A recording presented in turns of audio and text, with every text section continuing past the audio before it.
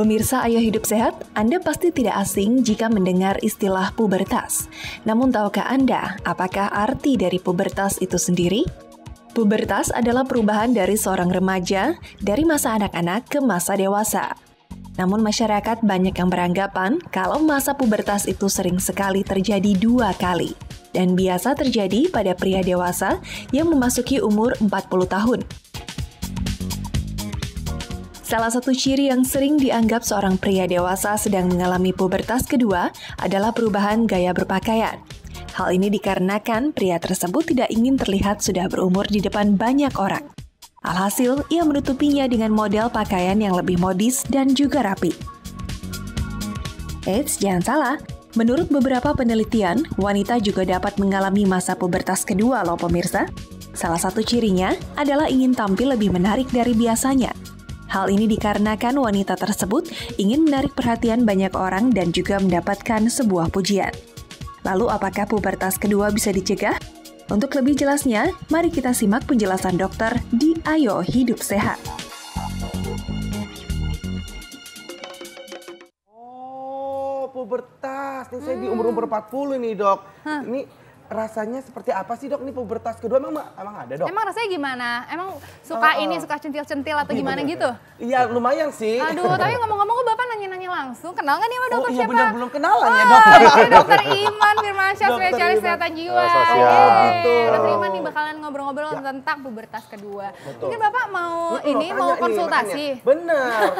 Ini pubertas kalau ABG kan itu akil balik begitu kan, dari anak-anak menuju ke dewasa begitu. Nah itu kalau 40 begini emang benar ada pubertas yang kedua, Dok?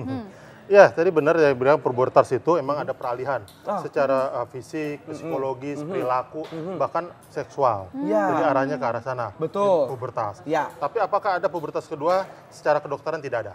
Oh. Nggak ada ya? Yang Nah, biasanya, ini ada gambarnya ya, Dok ya. Iya. ya, dan ini ada pola-pola perubahan sosial dari usia ke usia. Jadi yang kita lihat misalnya yang pubertas itu biasanya dimulai dari adolescent, remaja. Remaja itu di situ di usia 12 sampai sekitar 18 tahun. Gitu.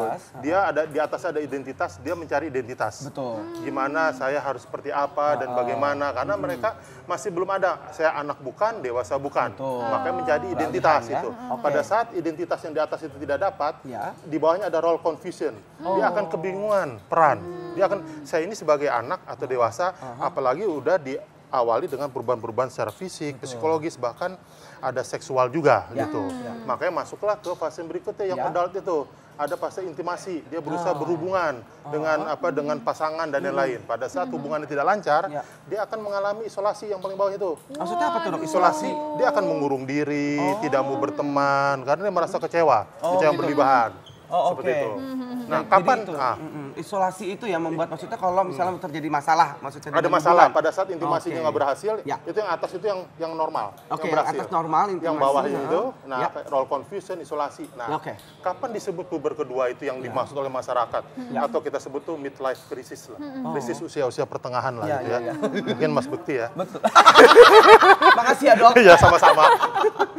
Nah, itu kayak di usia-usia middle age itu. Middle age itu adalah usia 35 sampai sekitar 65. Oh, itu middle age? Ya, middle age. Makanya itu disebut, kenapa itu disebut orang bilang puber kedua. Pada saat ini harusnya usia-usia seperti ini, 40 sampai 65 itu dia harusnya dia udah mulai stabil. Dia stabil secara mapan, secara rumah, keluarga, pekerjaan, dan lain-lain. Nah, apakah itu akan bagus-bagus saja? Kadang-kadang nggak juga. Kadang-kadang orang yang sudah mapan, dia merasa bosan. Dia merasa bosan, kok saya udah nggak ada lagi yang mau saya nyari nih. Kok hidup saya gini-gini aja ya? Kok hidup saya begini-gini aja gitu. Nah, pada saat dia mulai bosan, dia akan mulai lagi lah.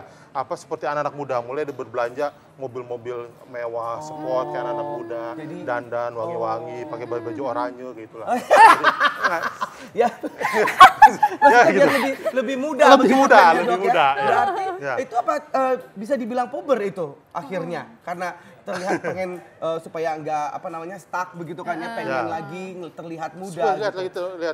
Terlihat lagi muda, dia ingin seperti anak muda, termasuk fase seksualnya juga. Dia supaya ingin kelihatan, dulu saya bisa loh mampu seperti ini. Saya mau coba lagi sekarang bisa nggak seperti ini. Akhirnya dia lebih ke Maksudnya anak-anak usia muda. Makanya hati-hati apabila keluarga mengatakan, wah saya udah mulai bosan dengan kehidupan saya nih. Nah, itu salah satu ciri-ciri yang bisa adanya memasuki istilah puber kedua itu. Walaupun di kedokteran tidak ada istilah sebenarnya puber secara ilmiah itu tidak ada ya. Nah, tapi ini ada slogan-slogan puber tersebut gitu. Nah, ini mitos atau fakta nih. Ini bahwa pubertas itu orang tuh percaya gitu. Ya. Tidak semua orang itu mengalami pubertas yang kedua. Gitu, itu mitos atau fakta, Dok? Iya, tidak semua orang akan mengalami itu. Kayak tadi ada fakta berarti ya, Dok ya? Fakta, ya? tidak semuanya gitu, tidak semuanya. Karena termasuk gitu, dia hidupnya normal aja, dia terima apa dirinya, dia udah tua, diterima dirinya, lebih dekat kepada Tuhan, dia tidak akan mengalami fase-fase yang seperti itu, pubertas-pubertas seperti itu. Lebih baik bersyukur dan menerima ya. Iya, Tidak adanya sekali.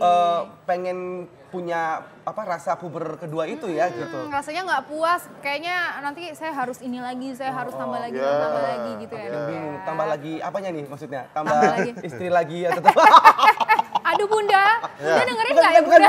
bukan Bunda, bukan. Itu salah satu ciri puber kedua. Wah tuh kan, salah satu ciri Nah ini dia, kedua. makanya itu kan pasti kan kalau tadi aku ngomongin mau cari istri lagi atau mungkin pacar lucu-lucuan gitu ya. Itu kan apa hanya pria ya aja yang mengalami pubertas kedua? Ini mitos atau fakta, Dok? Mitos, wanita pun bisa seperti itu. Wanita juga bisa.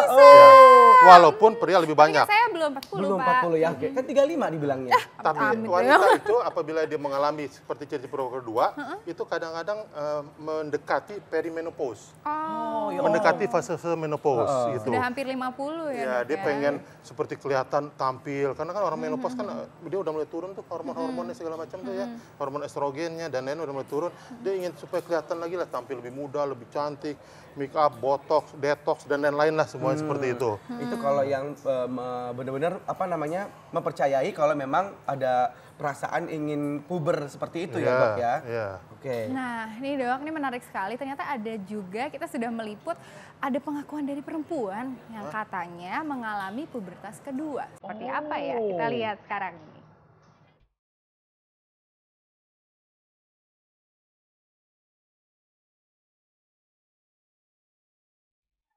Nama saya Weni, umur saya 55 tahun.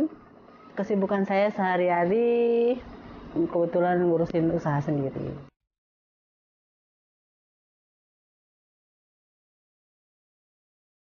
Umur 2 itu orang yang dibilang tua juga bukan tua juga sih, mungkin usia-usia kalau bilang umur 2 itu umur 40 tahunan lah ke atas gitu. Tapi dia masih bersolek, dandan gitu kan, rapi gitu. Kalau menurut saya sih seperti itu. Yang saya juga belum nggak ngalami nggak ya. Saya juga nggak tahu deh ngalami apa enggak gitu. Kebetulan memang saya juga suka dandan gitu ya, mungkin orang juga pernah sih ada yang bilang, ih kok kenapa sih kok kayaknya dandan kayaknya gedit banget gitu. Terus saya pikir emang saya begitu, kayaknya saya enggak deh, saya biasa aja. Itu sih perasaan saya, nggak tuh pesan orang menilai saya seperti itu, saya juga nggak tahu.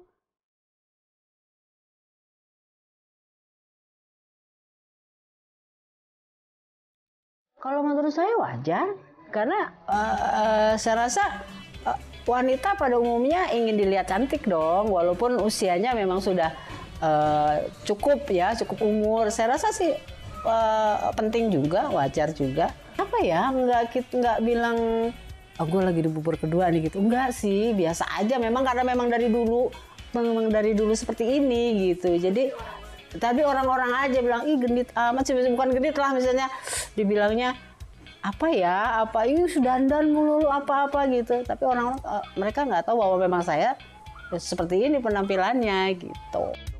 Merasa seperti ini, dia mendekati perimenopause. Ini dokter udah mulai mengomentari. Bener nih.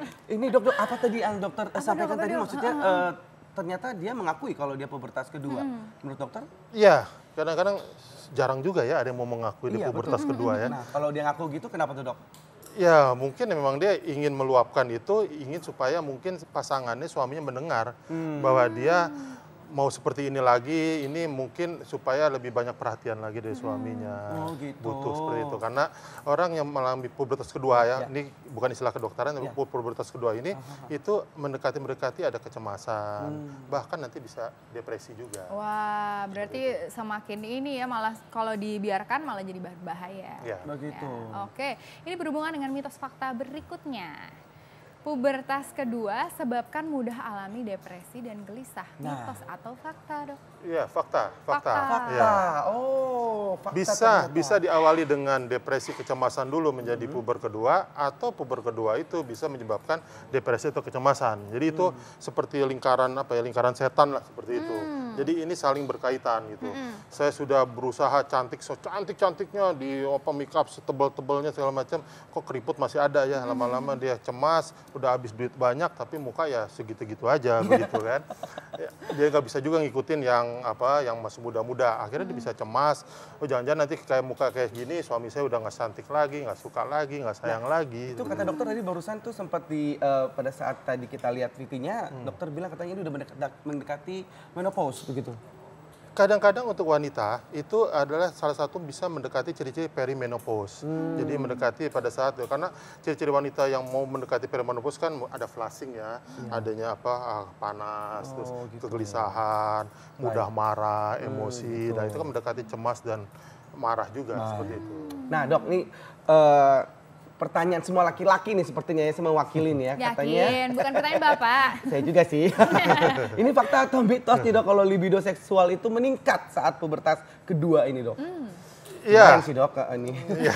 Mitos atau fakta, Dok? Dijawab dulu. Ya, bisa fakta gitu, karena bisa itu fakta. Ya, berarti kan, bisa mitos. Jadi gimana dok? Begini, karena apa ya? Jadi gini, sebenarnya kan kemampuan libido itu kan turun sesuai dengan usia. Iya. Ya, sesuai usia. Tapi di usia 40, kalau saya sendiri sih memang pengalaman saya ini ya sama seru-serunya sih sama istriku lagi makin sayangnya makin gemes-gemesnya gitu dok. Pengen pulang dulu ya dok.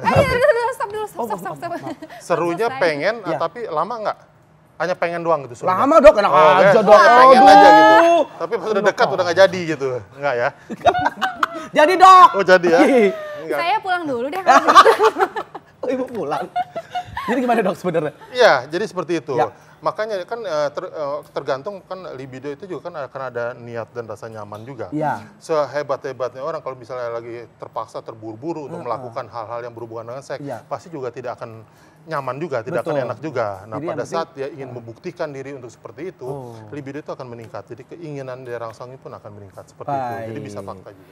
Bisa fakta juga. Bisa fakta juga. Nah, Dok, ini sebelum kita ke terakhir nih dok, saya punya pertanyaan nih, sebenarnya ada terjadi apa sih dok? Mungkin masyarakat mungkin perlu tahu apakah ada terjadi ketidakseimbangan hormon pada orang-orang yang mengalami pubertas kedua atau midlife crisis, karena kan tidak semuanya mengalami, atau apakah mungkin serotonin levelnya yang terganggu dan sebagainya. Mungkin dokter bisa jelaskan ke masyarakat. Apa itu serotonin level? Nah, mau tahu jawabannya? Saksikan di Hidup Sehat. Oh iya.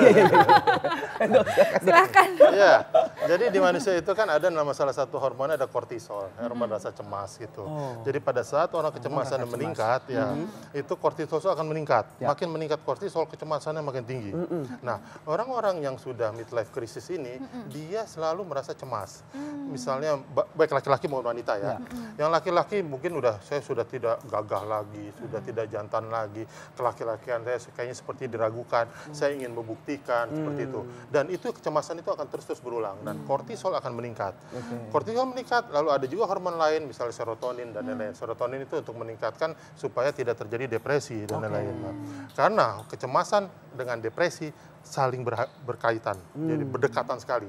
Dia akan mendepresi, dengan depresi, malah makin depresi, sebenarnya kelaki-lakian dan lain-lain akan turun. Tapi dia ingin coba terus membuktikan, akhirnya dia melarikan diri dengan yang lain gitu. Misalnya membeli kendaraan mewah, minyak wangi berlebihan, bergalon-galon dikasih wangi-wangi, baju macam-macam dan lain. Jadi mania nih ya dok. Akhirnya jadi seperti itu, karena ingin terlihat tampil di luar, terlihat bagus di luar. Nah tipsnya dok ini supaya tidak seperti itu dok. Untuk saya juga sih dok sebenarnya. Udah 40 nih, tapi ini midlife crisis atau enggak saya nggak tahu nih dok. Kayaknya ini midlife galau nih kayaknya, bukan midlife crisis. Oke silakan dok. Ini tipsnya untuk umum atau untuk bekti? Untuk umum. Tersirat. Nanti abis ini untuk saya. Bisa. Jadi gini, jadi misalnya pertama ada tadi kan ada ya urutan-urutan fase-fase sosial dari perkembangan manusia itu dari usia berapa sampai nanti meninggal. Dan itu ada kalau kita bisa menikmati fase-fase usia itu, kita bisa menerima hal tersebut, itu biasanya midlife crisis tidak akan terjadi. Namun juga perlu dukungan dari sekitar. Keluarga, misalnya istri, misalnya Mas Bekti udah baik nih, bagus aja, tapi istri, Mas Bekti kurang ganteng sekarang ya, mukanya kurang ini. Akhirnya kan Mas Bekti akan berusaha untuk mengikuti keinginan dari istri seperti itu. Akhirnya timbullah midlife crisis dari Mas Bekti seperti itu. Saya terus ini kayaknya tujukannya. Baik, tapi yang paling penting adalah akhirnya kita harus ikhlas menerima keadaan dan sekelilingnya pun juga harus saling menerima itu ya dok ya. Bersyukur dengan apa yang telah diberikan ya dok ya. Terima kasih banyak Dokter Iman. Waduh, berguna sekali ya. Berguna banget buat saya. Alhamdulillah bisa ketemu Dokter Iman. Oke deh, kita masih punya sesuatu lagi yang seru-seru hanya di Ayo Hidup Sehat sesaat lagi. Jangan kemana-mana.